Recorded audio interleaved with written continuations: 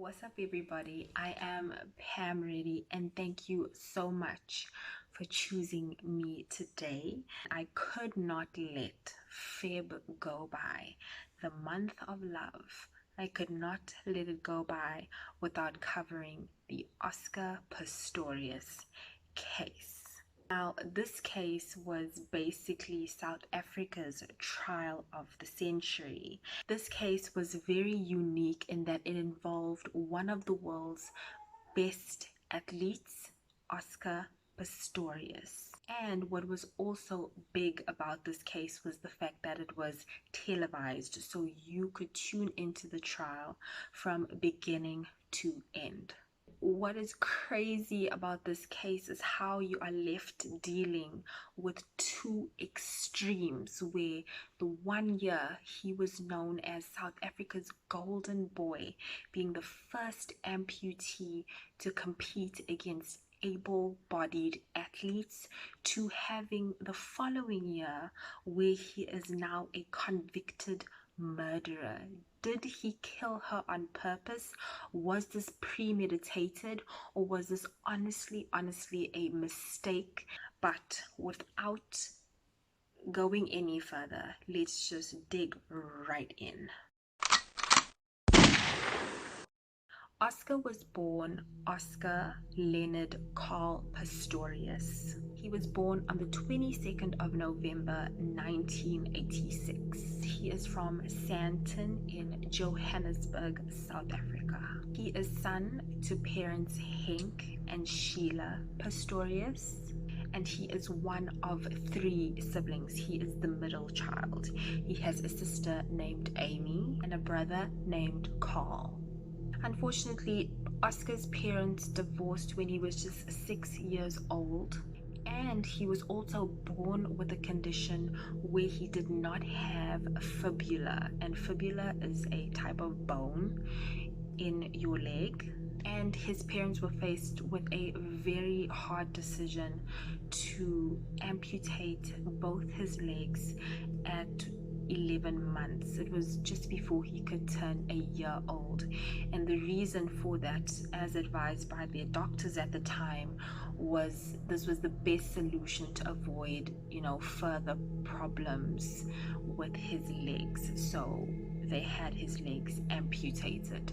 Unfortunately, his mom also died when he was just 15 years old.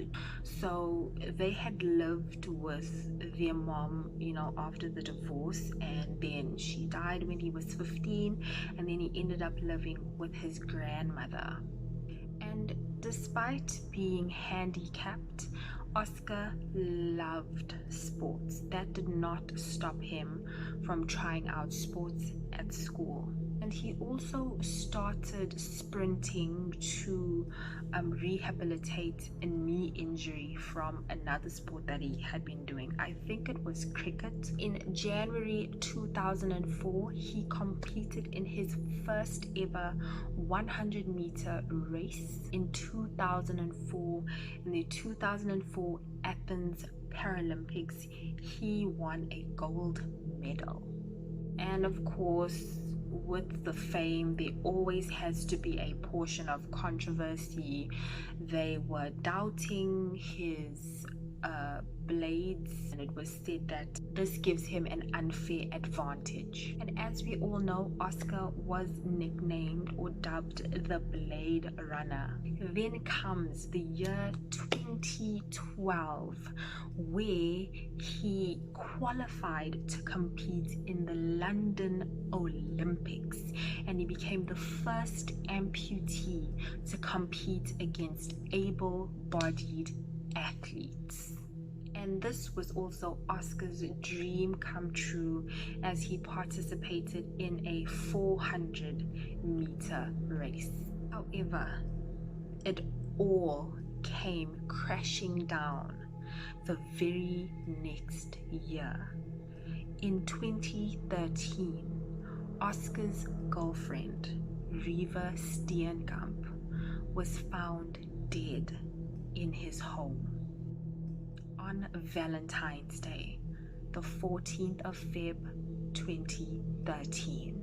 Reeva was born Reeva Rebecca Steenkamp, and she was born in Cape Town on the 19th of August 1983. She was born to her parents June and Barry Steenkamp, and she was also one of 3 children. She had a sister named Simone and a brother named Adam. Reeva was, of course, absolutely beautiful.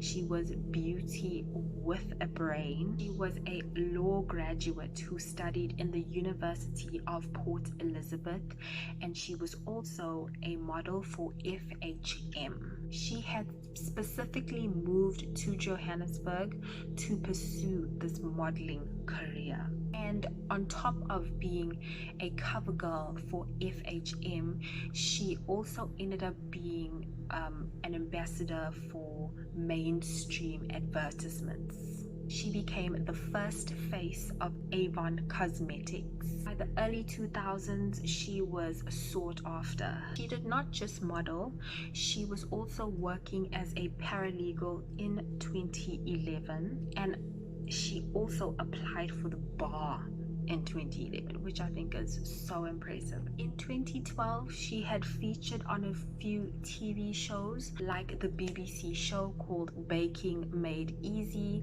and season 5 of Tropica Island of Treasure.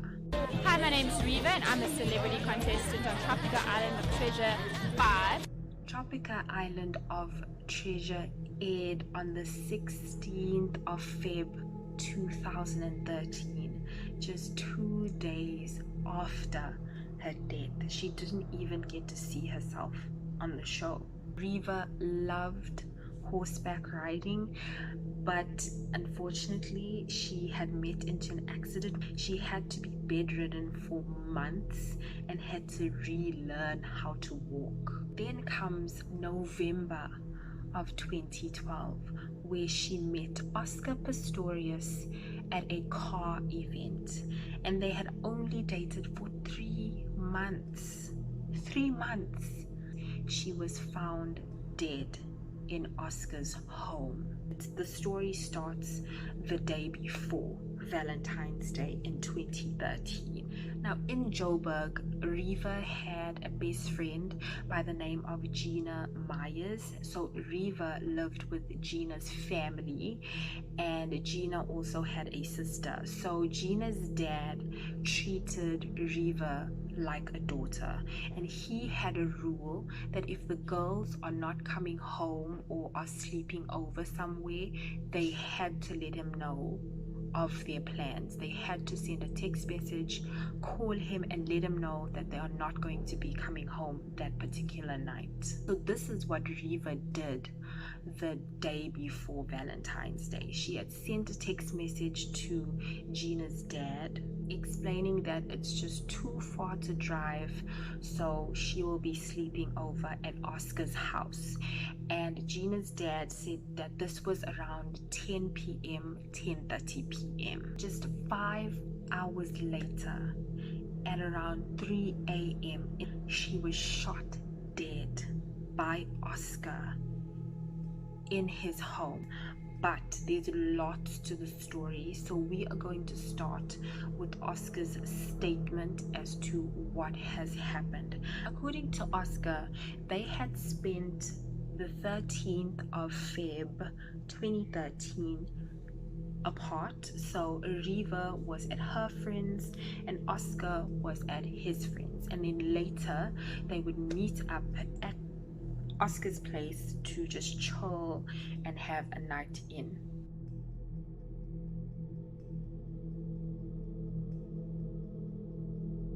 So Reeva had, suggested that they stay indoors, just chill at home, be very chilled for Valentine's Day, just a small intimate thing between the two of them at Oscar's place. According to Oscar, by 10 p.m.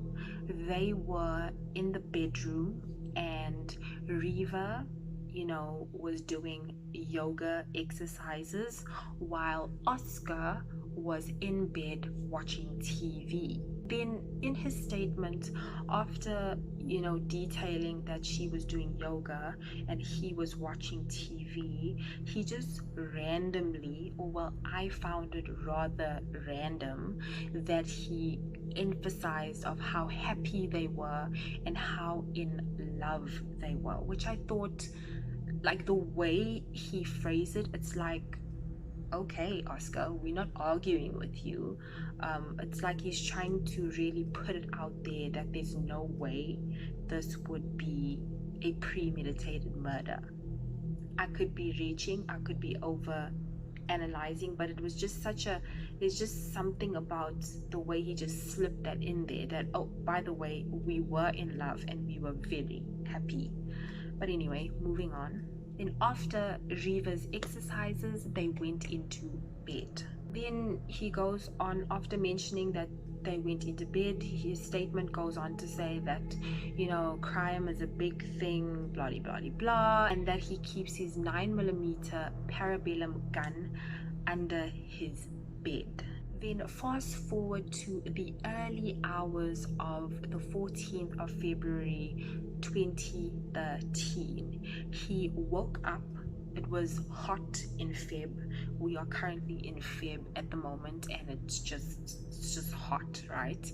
So it was hot, so he gets up to fetch the fan from outside. Now at this point, his door in his bedroom led to his balcony, so the door was open. So he woke up to get the fan. Some articles say that it was 2 fans that he was fetching from outside, some say that it was 1 fan. Doesn't really matter. He gets the fan and he closes up. He closes the sliding door, and then he closes the curtains as well.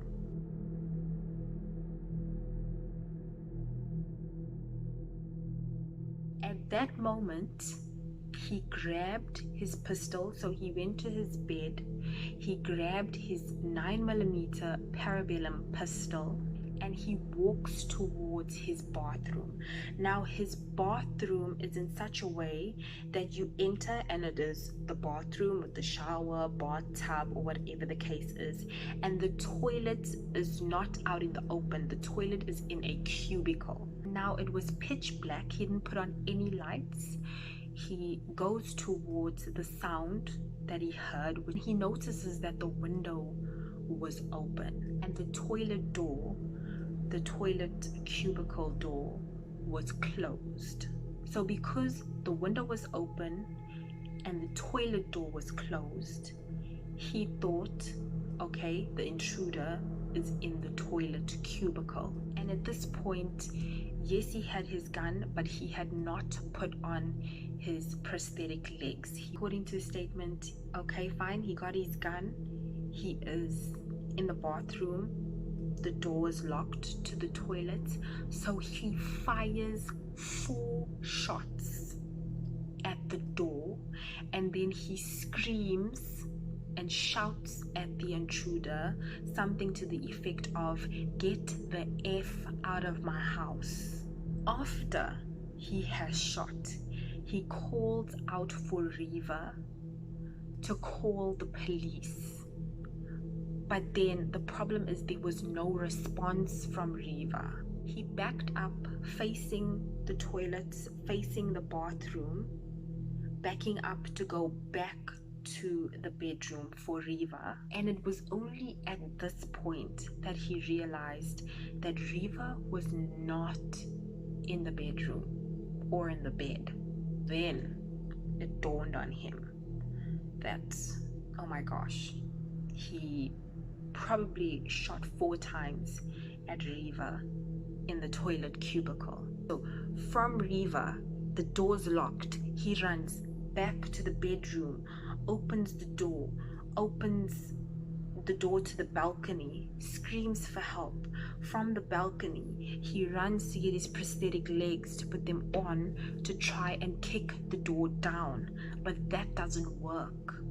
He says at that point, seeing as you know, him kicking the door down was not working, he said that he thinks that he puts the light on at that point. He went back to the bedroom now to get the cricket bat. He bashed the door open. Lo and behold, he found Reeva slumped over, blood everywhere. He pulled her out of the toilet cubicle and he phoned Johan, I think his name is, who is the administrator of the estate where he lived, and he also called emergency services. He carried Reeva downstairs, but at that point it was just too late. Reeva had died in his arms. There was a doctor who lived in the estate, one of Oscar's neighbors, who had come to see how he could help, but as I said, it was too late. Reeva was gone.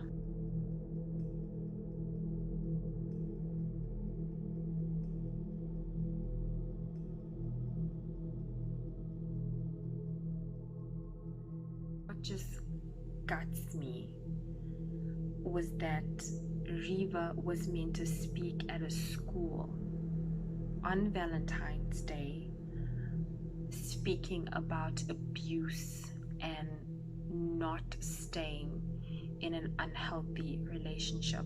Obviously, Oscar Pistorius ended up being arrested. He was the only one in the house when this happened, and he did shoot her like 4 times. On the 3rd of March 2013 was when the trial, the 49-day trial, would start. Now, according to witnesses, it was said that in the early hours of the morning, they did hear shouting and screaming, and the shouting was between a man and a woman, and the screaming was so horrific that it was like blood-curdling screams. And witnesses also testified that they heard 4 gunshots. Some witnesses described the gunshots as noises, like 4 noises. And some witnesses said that they heard a very high-pitched scream, but the high-pitched scream was that of a man's tone. Now, according to Oscar's friend, a group of them were at a restaurant called Tasha's. A friend brought a gun into the restaurant, which, okay, number one, if you have a gun in you, well, that's your prerogative, but to take it out and start showing it, you know, to a friend, even if it's under the table, that in and of itself can, you know, cause a bad mistake. But anyway, this friend showed Oscar his gun. I don't know if he was trying to sell it to Oscar or whatever the case is, but Oscar had a great interest in guns. So what happened is, when he showed Oscar the gun, Oscar took the gun, looked at the gun, and somehow the gun discharged. It went off in a restaurant, a public area. And of course, Oscar was like telling his friend, oh my gosh, please take the blame for it, please take the blame for it, because, you know, all the media is on me, like I can't afford this kind of publicity, yada yada yada. So the friend agreed and was like, okay, cool, I will take the blame for it. However, his friend in court, I think his name is Kevin Larina, who testified, had testified saying that actually it was Oscar who did. So he totally sold Oscar out, and he reasoned that by saying that, you know what, in court it's about the truth, it's not about taking sides, it's about putting the truth out on the table, which I agree with.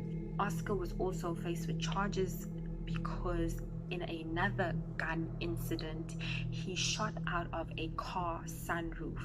Now the story goes something like there was an altercation or a little verbal thingy going on with a police officer, and the police officer touched Oscar's gun, and Oscar was like, you don't touch another man's gun, and he had a bit of an attitude with the police officer, and when he drove off, he shot out of the car sunroof, which again, like, that is stupid because you don't know where that bullet is gonna land. Like, it's not unheard of for people to get shot that way.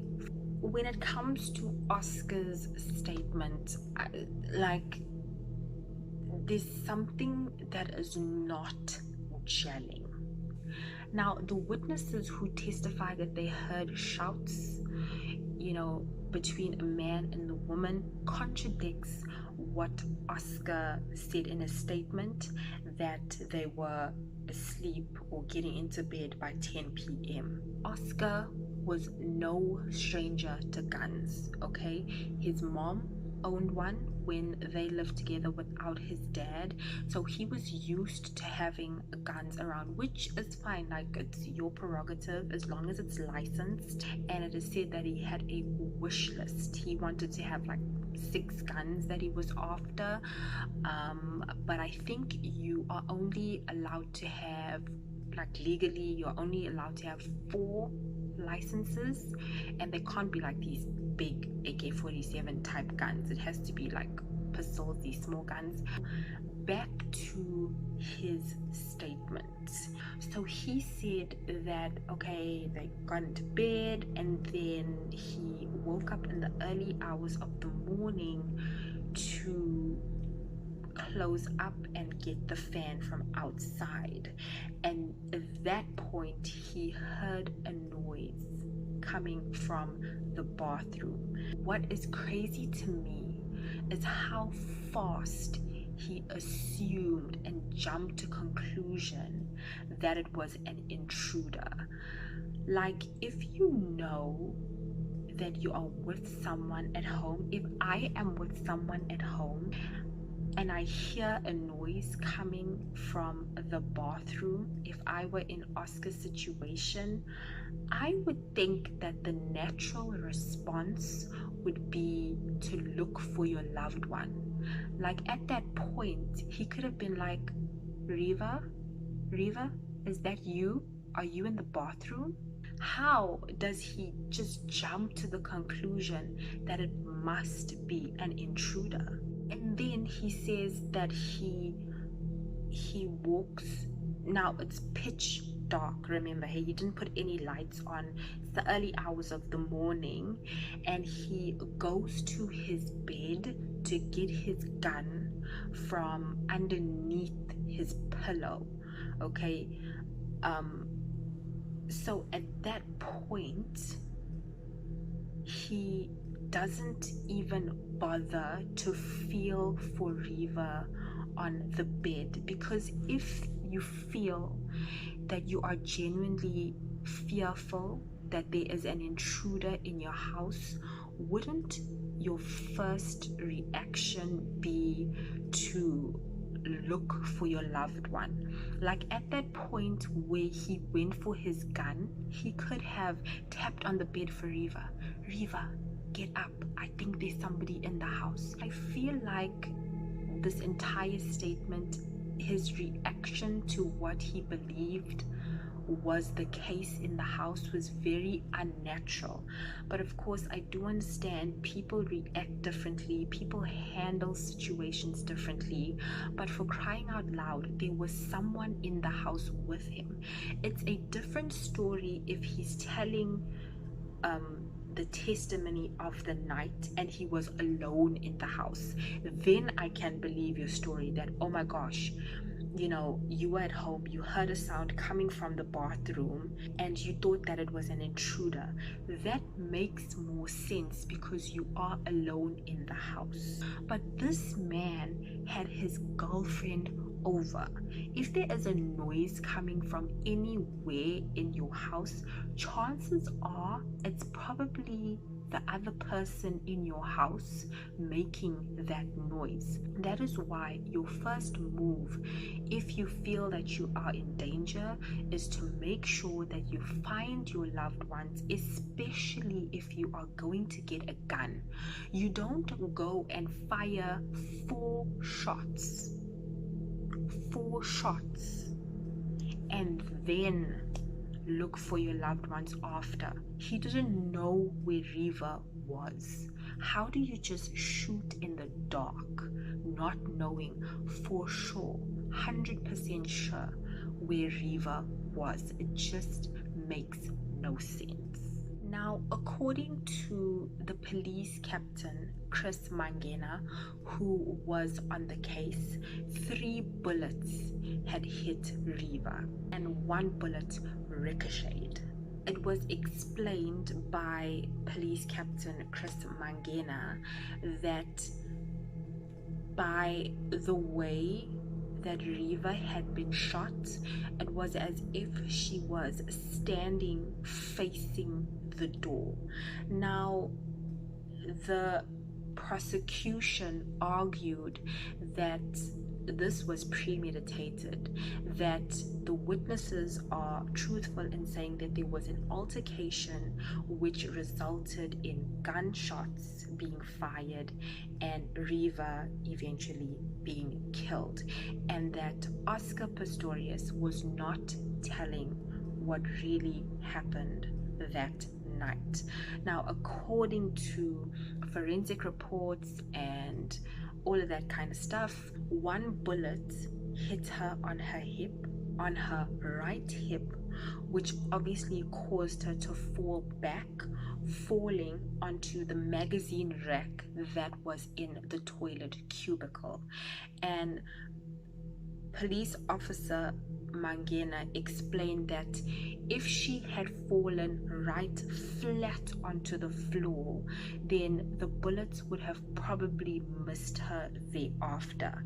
But because she landed on the magazine rack from the impact of the first bullet, the second bullet ricocheted, and then the third and fourth bullet hit her right arm and her head.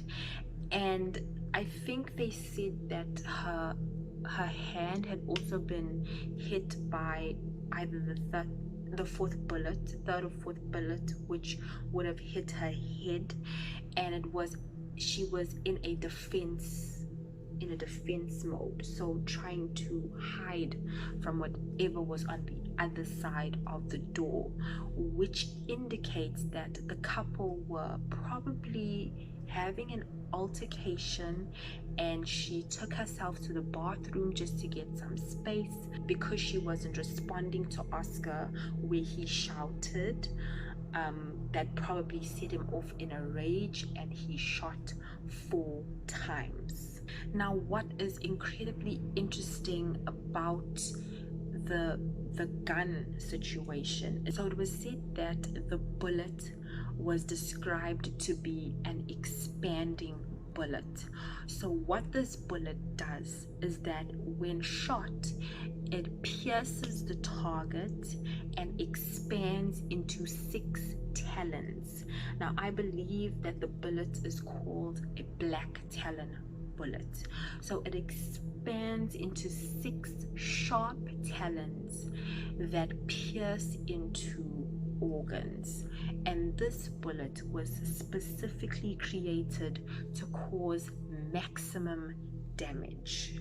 And what is even more crazy about that fact, when now you know the specs of the bullets and seeing that Oscar had shot 4 times, that is overkill. And I do believe that Oscar would have known that, since he was so clued up on guns. The pathologist, the forensic pathologist, even said, first of all, each gunshot shattered that part of her body. And he said that it didn't matter where Reeva got shot, she would have still bled to death because of the way these bullets were created to cause damage. Her head shot was so bad that her brain was exposed. And prosecutor Gerinel, played no games in court. Oscar Pistorius, as you've never seen him before. And in these pictures uncovered by Sky News, the athlete shows his prowess at handling a gun. Hold on. Is that when you're ready? You're ready. Go.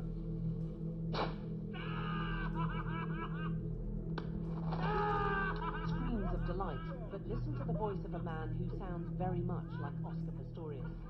It's a lot softer than brain, but it's like a zombie stopper. I didn't at any point compare it to a human or shooting at a human. No, you did. You said. It's softer than brains. Who else got brains? My lady, I was in that whole sentence, I was referring to a zombie. Yeah, but what we can see there is the effect the ammunition had on a watermelon. It exploded. Am I right? That's correct, my lady. You know that the same happened to Reeva's head. It exploded. Have a look.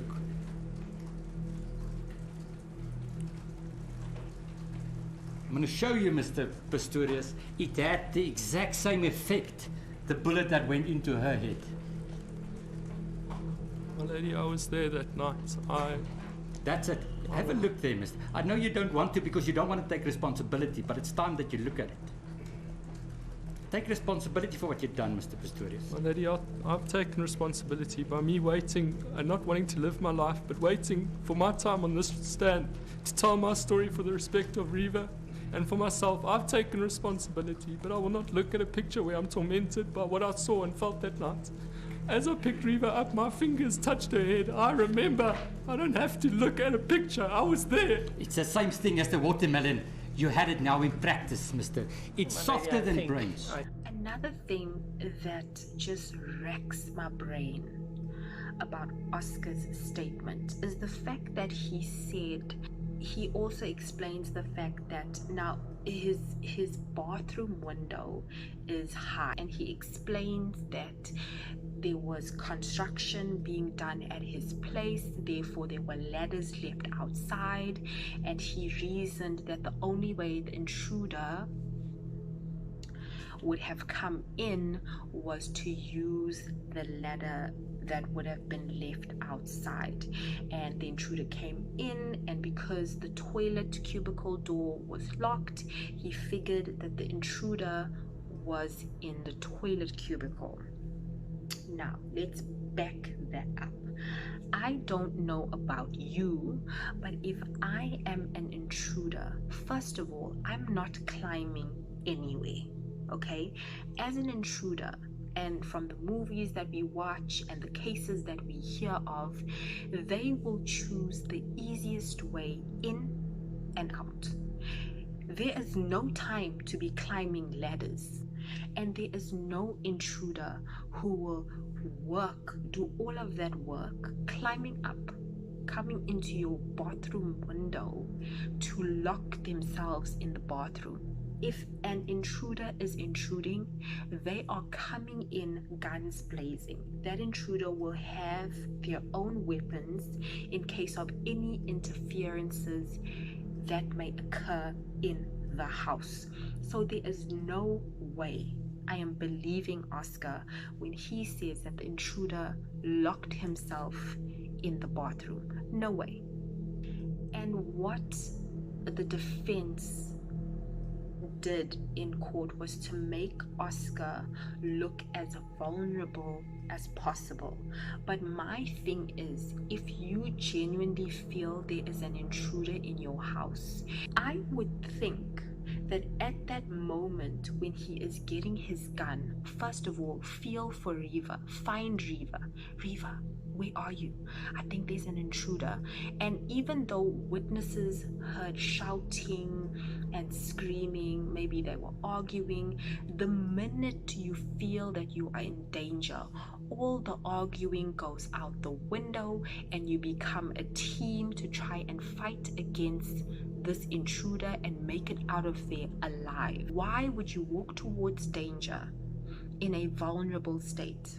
there were text messages between Reeva and Oscar where Reeva had mentioned the fact that Oscar scares her sometimes. And another thing that I did not like about Oscar's statement was the fact that there was hardly any information on Reeva. Like, he mentioned that, okay, fine, they had gotten into bed and she was doing yoga and all of that stuff, but during this time when he was fearing that there's an intruder, like the information regarding Reeva is just way too less. Like, it's just not enough. It feels like in his statement he is just focusing so much on trying to sell his story, and then at the end of his statement he's like, oh, and then I called for Reeva after the damage was done to call the police. And honestly, you can never explain to me why you would shoot in the dark.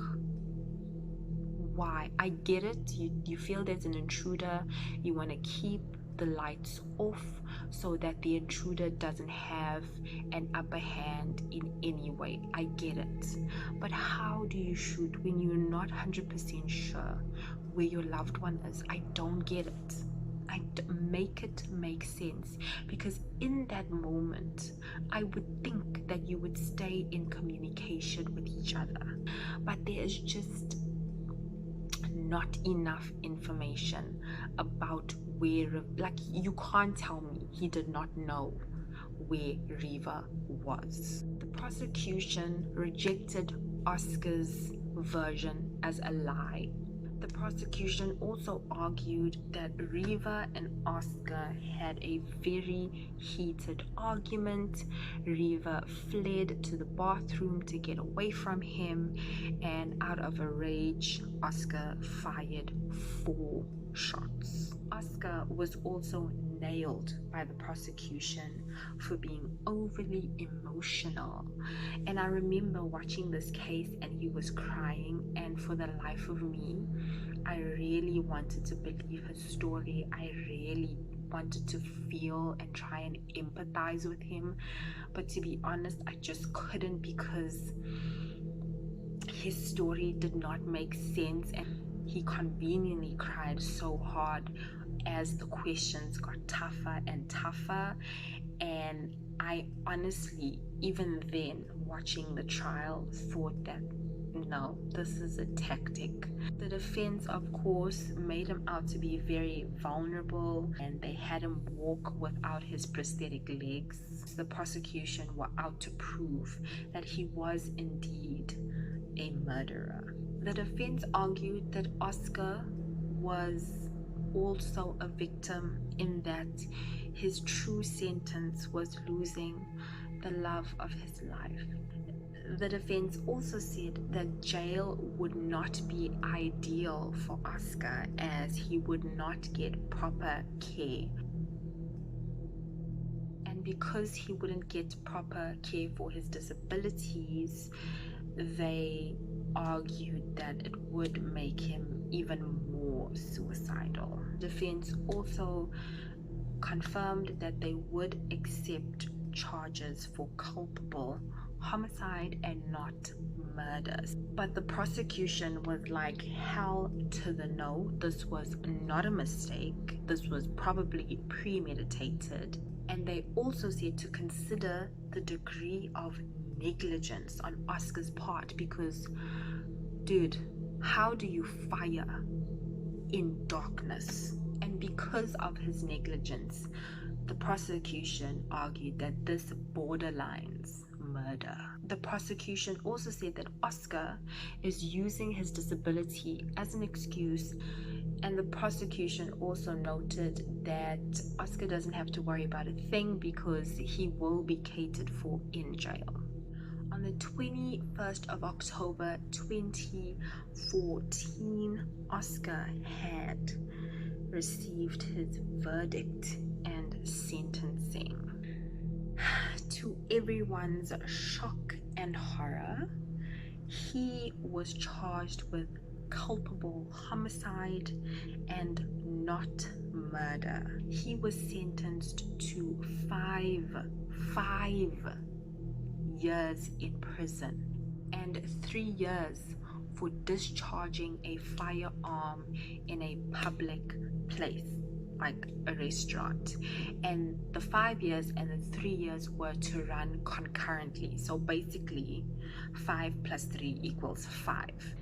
But it gets better. In October 2015, so he had served a year in prison, and then he was told that he can serve the rest of his sentence at home. I can't believe this happened. He was told he could serve his sentence at home under house arrest, and he would go to Arnold, his Uncle Arnold's house in Pretoria, which is just wild to me. The court believed his story, really? And what is even more crazy to me is how gracious Reeva's parents were. I watched this documentary, which I will link in my description box. They are so gracious, they are so pure, and you know, they obviously were horrified at the sentencing, but they did say that, look, you know, they have lost their daughter, but they don't wish harm on Oscar.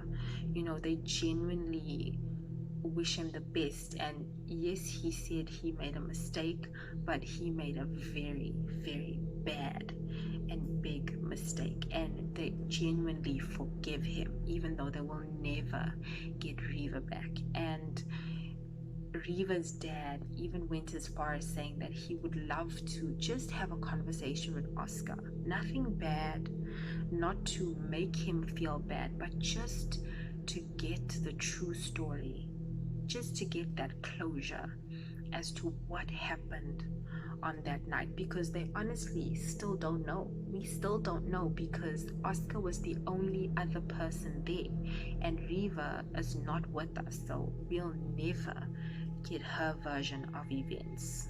And what is crazy, Reeva's mom had told a story about, first of all, she had never met Oscar Pistorius, by the way, because they were literally only dating for 3 months, so it was a brand new relationship, and her parents had not met Oscar. And there was an incident where Reeva had texted her mom and told her mom that she's a bit fearful because Oscar had taken her for a drive, but he was driving so fast that she genuinely felt scared and messaged her mom saying, oh my gosh mom, he's driving so fast, I'm so scared. And this was like the only encounter that she had with Oscar, because she asked Reeva to, you know, put him on the phone. So Reeva put him on the phone with her mom, and her mom was like, if you hurt my daughter, I will get you killed. You know, she legit said that to him, and he immediately slowed down and started driving like a normal human being. And Reeva texted her back saying, yeah mom, he slowed down. So that was the only encounter. And I think it's so eerie to think that, you know, she probably jokingly said that, you know, I'll get you killed if you hurt my daughter. And then fast forward to 2013, and he was the one to kill her. The one who was supposed to protect her ended up killing her. So back to the sentencing, that was a bit of a rabbit trail. So yeah, he was gonna, you know, be under house arrest for the rest of his sentencing. But just 2 months later, the Supreme Court called Oscar and was like, not so fast Oscar, but you're gonna go to jail. Okay, so the Supreme Court of Appeal upgraded, I love that word, upgraded his sentence to 15 years. I mean, 15 years, okay, but it's better than 5 years, right? 5 years is like nothing. Like, I don't care what you tell me. So they upgraded his sentence to 15 years. At first they upgraded it to 6 years to serve behind bars, not in your uncle's house. But then they later changed it in November to 15 years, of which he had 13 years and 5 months left to serve. So they dragged his ass back to jail. Reasoning for this was because they felt like the initial sentence that he got was way too lenient, and it trivialized the gravity or the seriousness of this case. I mean, a life was lost, and it was bad. Okay, bad. His prison sentence will officially end in 2030. However, he is eligible for parole in 2023, which is just around the corner, and some reports say that he may be out earlier than that, but we will have to wait and see. Let me know what you think of this case. Do you believe his story? Do you think he is a big fat liar who only thinks about himself? So let me know what you think in the comment section below. Don't forget to like, comment, subscribe, click the notification bell. That being said, it's time for me to get out of here. Thanks so much, guys. Cheers.